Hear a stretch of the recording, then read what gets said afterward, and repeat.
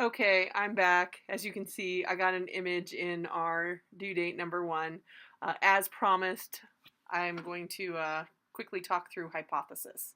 Okay, so 1, you will first want to open a hypothesis account. So notice in the upper right-hand corner, there's create an account. Now, more importantly, well, no, it's not more importantly than creating the account. You have to create the account. However, I highly suggest that you use Chrome as your browser while using Hypothesis, and then right here, this button in the middle next to the little picture, or it's a video, click the install, and so you install the Chrome extension that for Hypothesis, and I'll show you in a minute what that means and why it's useful. Okay, so you'll start your Hypothesis account. Now, you will need to be sure to join and add this group. So click on that long ugly URL and it's going to be sign in to join English 300. So sign in, voila. Okay, so I've signed in again. Someone else has joined in. Yay, we have members. You need this so you can take notes in the right place.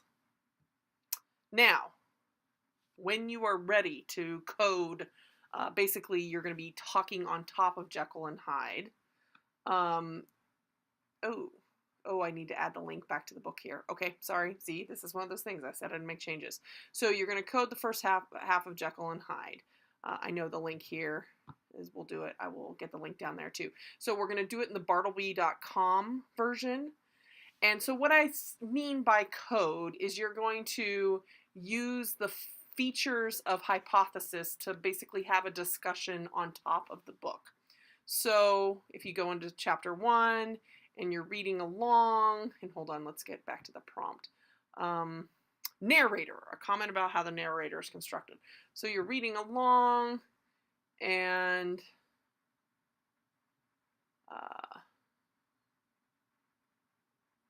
you find some element, and at this point, I'm going to stop trying to search for something because I haven't found something. But basically what you get to do is you get to highlight a part of the text. And then up in your browser window, there's a little, notice I have a bunch of icons, but there's a little icon that looks like a little bubble. If you turn it on right now, if I'm hovering over it, says I'm in the upper right hand corner. The little bubble says hypothesis is inactive. If I turn it on, over here on the right hand side of my web page, I now get a little arrow that opens and closes a discussion board space. Now notice, so I want it open. Now if I click on public, I have groups. So what's really important is when you get to the page, you're ready to annotate something, you need to turn Hypothesis on. You need to click and make sure you're annotating in the group. If you annotate in public, it means 1, everyone will see your comments, and 2, I'm only going to be looking in the group. The group is only going to look at the group comments. So you want to click on and make sure you're in group annotation mode. Now you can annotate. So basically you highlight the text and then you can comment on the text you highlighted. This is a great example of ... because ... Voila, you can annotate. Now, you want to post to the entire group, and voila, we should post to the group. Now, everyone should be able to see that comment when they log onto the page and see it highlighted yellow. So basically, you highlight. I would hit the highlight because once you highlight, you can then also go back and edit by leaving a comment. But then once these comments are here, oh, see, this is one of those moments. I may have lied. I hate when that happens. Annotate.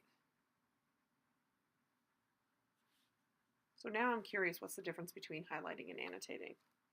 Difference? Don't worry, I'll delete these.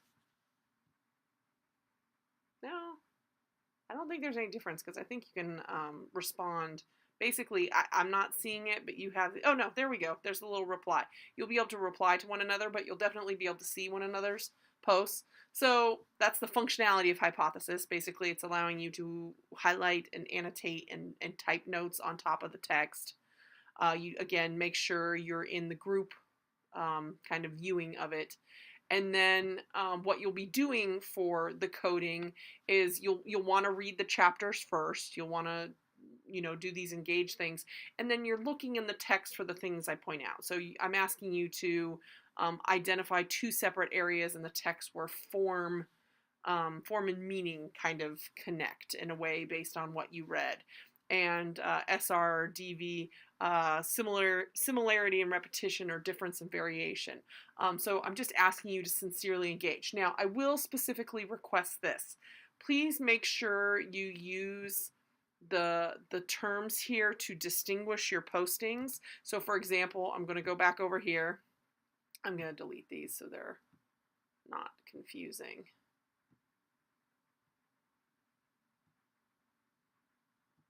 So to get credit, the one thing you do need to do is to make sure, okay, so this is still here. Oh, it's the highlight. Now I get the difference. Haha. You can highlight without having annotations. What fun is that? Can I get rid of the highlight? Nope. I think that is forever now highlighted. So say, name your figure. I want to annotate that. And it's an annotation I want to do in relation to form. Please make sure you do the all caps kind of code word that I've associated with the prompt. Form, time, story info, narrator. So say this was narrator. Please write that first. And that's just so you cue me and your classmates into what type of comment you're making here, how you're coding this section of the text. And again, I'm going to delete that. I hope this helps get you started. If you have questions, one, if something's not working the way you think it's supposed to, you'll notice on your introduction I asked you to do a screen capture, and that's so if you get stuck with anything, take a screenshot and show me how you're getting stuck. Or two, if you need me to try to do another video again, I can help. Most of these applications also usually have help videos, so you might want to check those out, and YouTube is always your friend. So hopefully this gets you started with Hypothesis.